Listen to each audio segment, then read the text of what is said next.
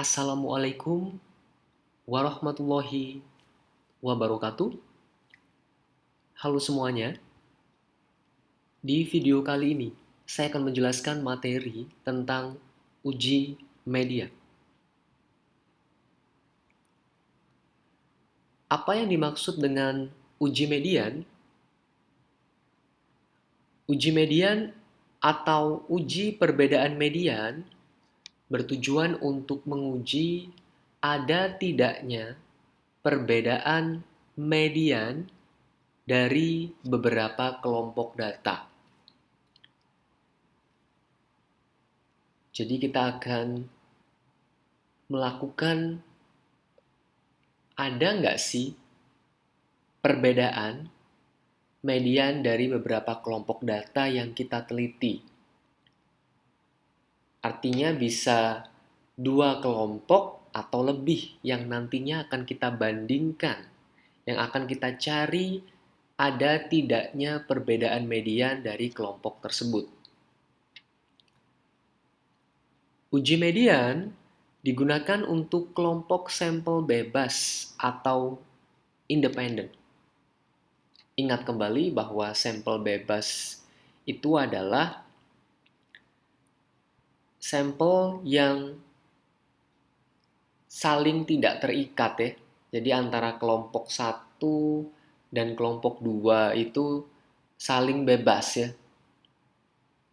Saling tidak terikat.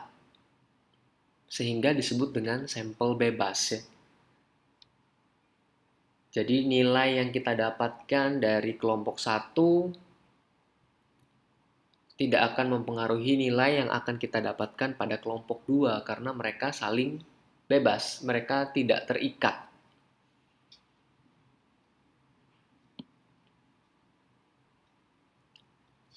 Misalkan di sini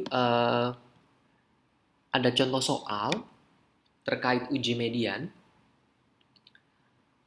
Untuk menganalisis sikap dosen terhadap kemampuan manajerial seorang dekan di suatu fakultas, telah diberikan kuesioner kepada dua kelompok dosen. Nah, ini berarti dua kelompok sampel bebas ya. Yaitu dosen senior yang punya jabatan fungsional lektor kepala sampai profesor sebanyak 13 orang ya. Jadi untuk dosen senior sampelnya 13 orang. Dan dosen junior itu biasanya memiliki jabatan fungsional dari asisten ahli hingga lektor itu sebanyak 15 orang. Ya, jadi 13 dosen senior, 15 dosen junior. Berarti total sampel kita ada 28 ya. Makin besar rata-rata skor kuesioner jawaban dosen, maka makin positif sikapnya terhadap kemampuan manajerial seorang dekan tersebut. Adapun data yang diperoleh dari sikap dosen terhadap kemampuan manajerial dekan sebagai berikut ya. Ini dosen senior, ada 13 orang kan. Angkanya 17, 23, 23, 28, 31, 34, 37, 39, 42, 47, 56, 58, dan 61. Di sini totalnya ada 13 angka ya, karena 13 orang dosen senior. Lalu kemudian untuk dosen junior ada 15 orang, maka ada 15 angka. Di sini dari angka 23 hingga 72. Ya, ada 15 angka. Nah, di sini kalau kita lihat ya, angka pada dosen senior dan junior ini sudah urut semua nih. Ya, kalau kita lihat sudah urut dari yang paling kecil sampai angka yang paling besar. Demikian juga pada dosen junior. Dimulai dari angka yang paling kecil hingga angka yang paling besar ya. Kenapa? Karena kita bicaranya kan uji median. Sebelum kita mencari median, data angka yang kita punya harus diurutkan dulu dari yang paling kecil hingga yang paling besar. Nah, untuk contoh soal ini, kebetulan data yang kita punya sudah diurutkan dari yang paling kecil hingga yang paling besar, ya. Jadi nanti kita tidak perlu urutkan lagi. Pertanyaannya adalah, lakukan pengujian hipotesis apakah terdapat perbedaan median dari sikap dosen senior dan junior terhadap kemampuan manajerial dekan, ya. Jadi pertanyaannya, ada beda nggak sih? Ada perbedaan median nggak sih dari sikap dosen senior dan junior terhadap kemampuan manajerial dekan? Gunakan tingkat signifikansi atau alfa sebesar 5%. Ya. Nah, untuk melakukan uji hipotesis dalam uji median, langkahnya sama seperti uji hipotesis pada video-video sebelumnya, yakni mulai dari langkah pertama kita merumuskan hipotesis, sampai langkah yang kelima, yakni kita mengambil atau membuat kesimpulan. Mari kita mulai dengan langkah yang pertama, yakni adalah merumuskan hipotesis. Di dalam merumuskan hipotesis, di dalam uji median, H0 itu berbunyi MET 1 sama dengan MET 2. Ya, artinya median 1, median kelompok 1 sama dengan median kelompok 2. Kita tahu bahwa kelompok 1 tadi adalah dosen senior, kemudian kelompok 2 adalah dosen junior. Maka kalimat matematika dari persamaan MET 1 sama dengan MET 2 ini adalah, karena ada tanda sama dengan ya, maka kalimat bahasa Indonesianya adalah tidak terdapat perbedaan median dari sikap dosen senior dan junior terhadap kemampuan manajerial dekan. Ya. Jadi tidak terdapat perbedaan. Sedangkan bunyi dari hipotesis alternatif HA adalah kebalikan atau lawan dari H0 ya. MET 1 tidak sama dengan MET 2. Kalau kita buat dalam kalimat, maka menjadi terdapat perbedaan median dari sikap dosen senior dan junior terhadap kemampuan manajerial dekan.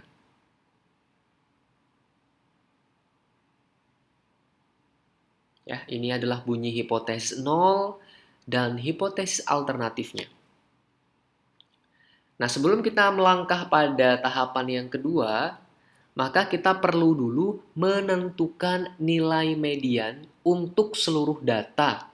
Ya, jadi data dari dosen senior dan junior kita campur menjadi satu, kita gabungkan menjadi satu.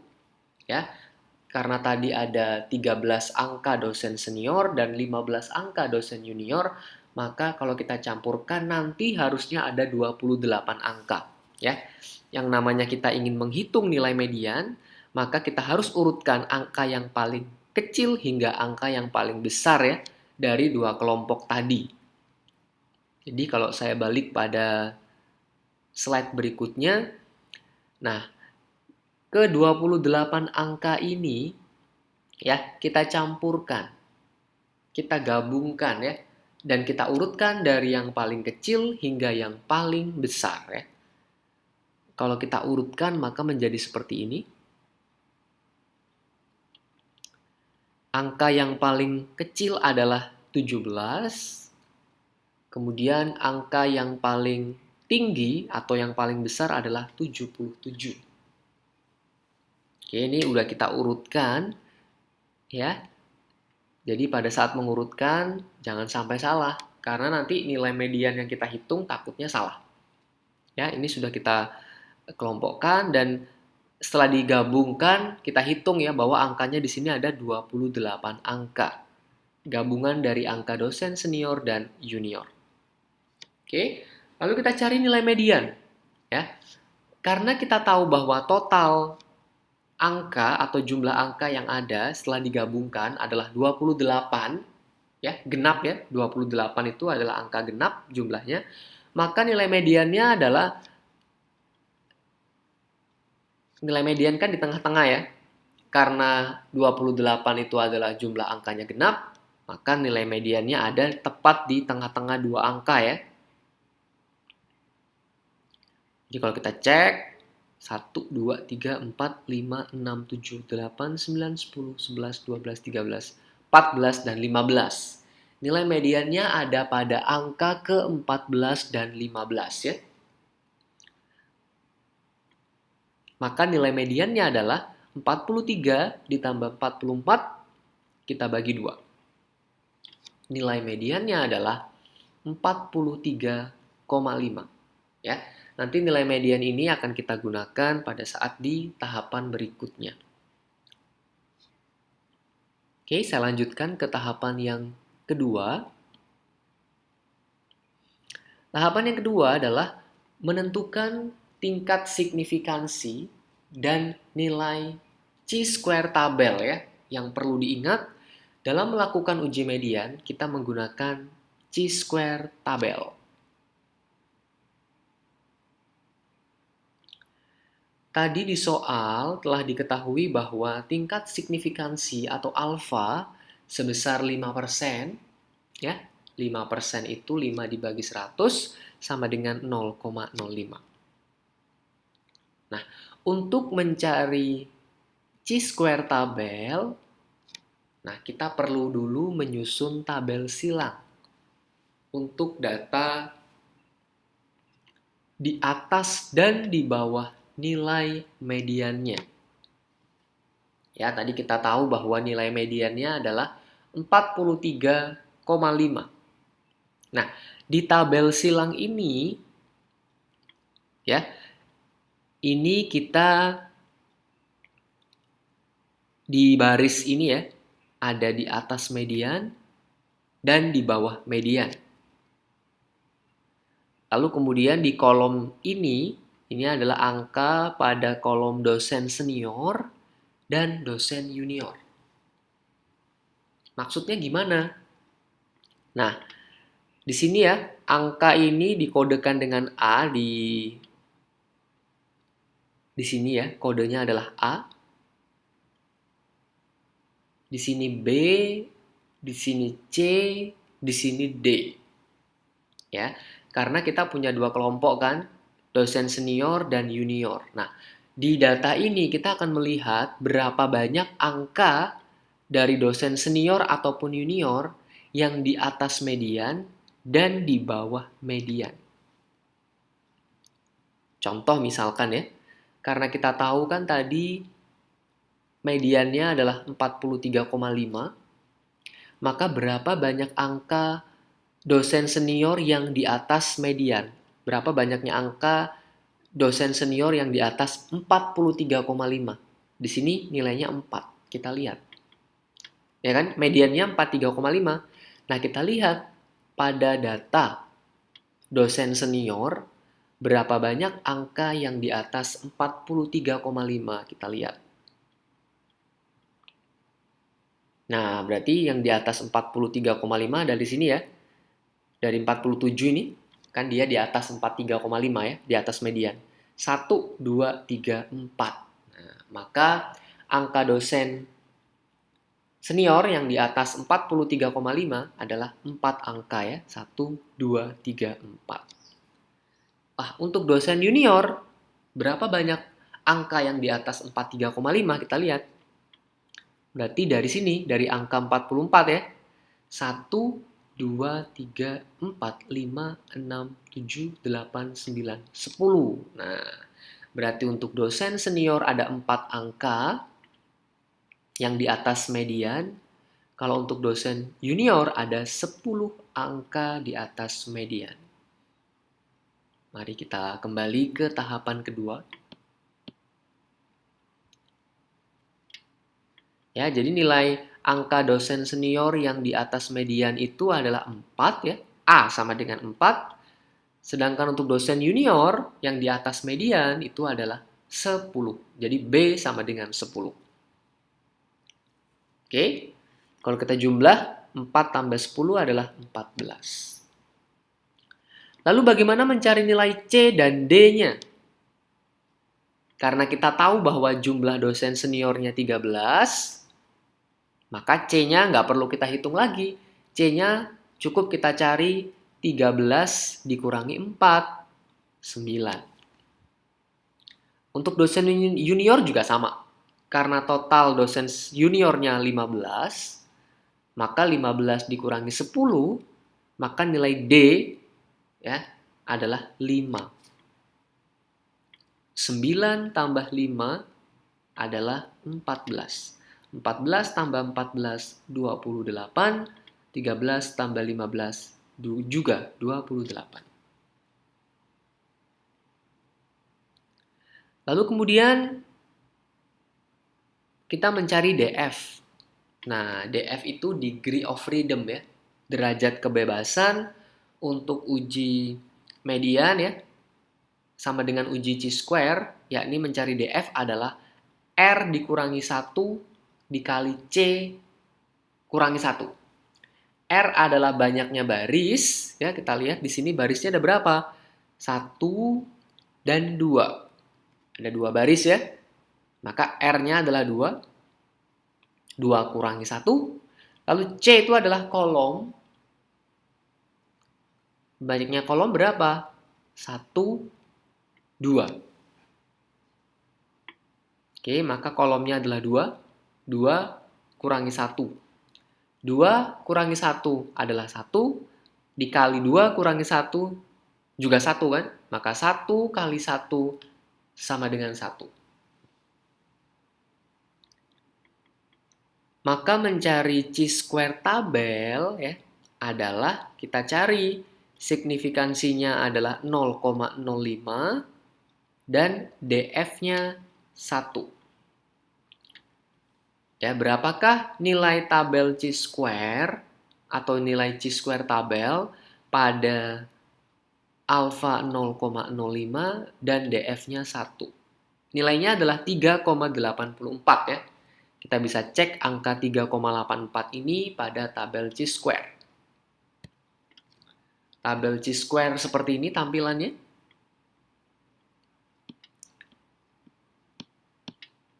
Ini dia. Kita cukup cari tadi alfanya 5% ya. Alfa itu diwakili oleh PR. Probabilitas ya. Kita cari 0,05 di sini.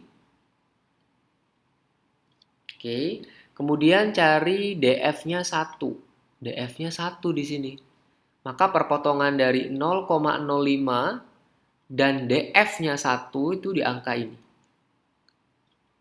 3,84146 atau kalau saya bulatkan 2 angka di belakang koma menjadi 3,84. Nah, itulah nilai chi-square tabel pada alfa 0,05 dan DF-nya 1 ya di angka ini 3,84. Saya kembali pada materi.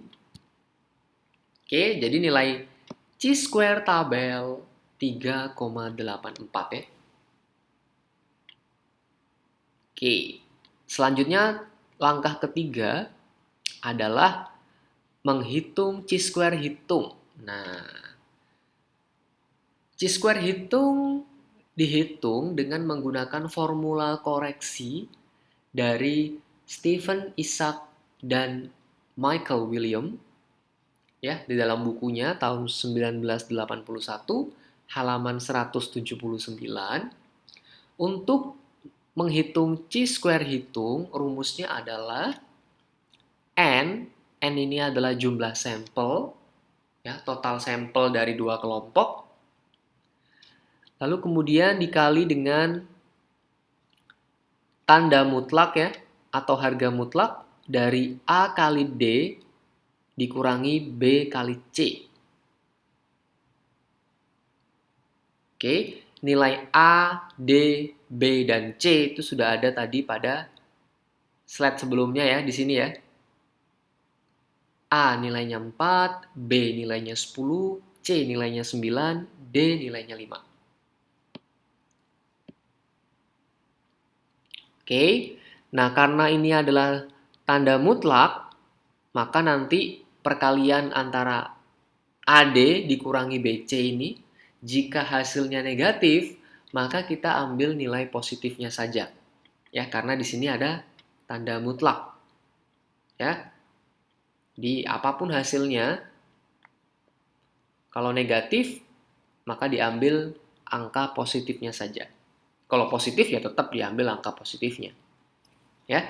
Lalu dikurangi N dibagi 2 pangkat 2 dibagi A plus B kali C plus D kali A plus C kali B plus D. Ya, maka kita tinggal masukkan saja angkanya. N, ya, total sampel kita berapa? Dosen senior ada 13, dosen junior ada 15, maka totalnya 13 tambah 15 ada 28. Dikali dengan A kali D ya. A nilainya 4 sesuai tabel di tahapan kedua. D nilainya 5. Dikurangi B kali C. B-nya 10, C-nya 9. Ya, dikurangi N-nya 28 dibagi 2 pangkat 2. Dibagi A plus B. 4 tambah 10 dikali C plus D 9 tambah 5 kali A plus C 4 tambah 9 kali B plus D 10 tambah 5. Oke, kita selesaikan satu-satu. 28 tetap di sini. 4 kali 5 20. 10 kali 9 sama dengan 90 dikurangi 28 dibagi 2 14 ya, pangkat 2. Dibagi 4 tambah 10 14, 9 tambah 5 14, 4 tambah 9 13, 10 tambah 5 15. Oke, kita selesaikan kembali. 28 tetap di depan. Nah, 20 dikurangi 90 minus 70 kan? Ya kan? 20 dikurangi 70 minus 70. Nah, karena ada tanda mutlak, maka kita ambil saja angka 70-nya. Angka minusnya kita abaikan ya. Itu jika ada tanda mutlak. Maka hasil di sini adalah 70. 70 dikurangi 14, 56. Pangkat 2. Oke, 28 dikali 56 pangkat 2 hasilnya 87.808 dibagi 14 kali 14 kali 13 kali 15 ya. Hasilnya 38.220. Oke, 87.808 dibagi 38.220 hasilnya adalah 2,30. Jadi nilai chi-square hitung pada soal ini adalah 2,30. Ya. Kalau kita lihat tadi dibandingkan dengan chi-square tabel 33,84 ya. Artinya chi-square hitung kita lebih kecil dibandingkan dengan chi-square tabelnya. Oke, mari kita lanjutkan ke tahapan keempat, yakni adalah menentukan kriteria pengujian ya. Apakah hipotesis nolnya diterima atau ditolak ya. Kita bandingkan tadi nilai chi-square hitung dengan chi-square tabel. Nah, karena nilai chi-square hitung sebesar 2,30 ya, tadi pada tahapan ketiga, lebih kecil dari chi-square tabel yang ada pada tahapan kedua, yakni sebesar 3,84. Kalau chi-square hitung lebih kecil dari chi-square tabel, maka keputusannya adalah hipotesis 0 diterima. Ya, hipotesis 0 diterima. H0-nya diterima. Oke, Kita lihat tadi, bunyi H0 pada tahapan pertama apa? Bunyi H0-nya adalah tidak terdapat perbedaan median dari sikap dosen senior dan junior terhadap kemampuan manajerial dekan. Kalau H0 diterima, maka kesimpulannya adalah ini. Tidak terdapat perbedaan ini. Ya, maka untuk tahapan kelima, kesimpulannya adalah karena H0 diterima, tidak terdapat perbedaan median dari sikap dosen senior dan junior terhadap kemampuan manajerial dekan. Inilah tahapan terakhir dalam melakukan uji median ya.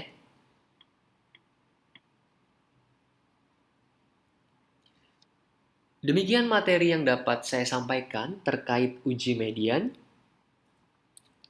Semoga materi ini dapat dipahami dengan baik. Sampai jumpa pada video-video berikutnya. Wassalamualaikum warahmatullahi wabarakatuh.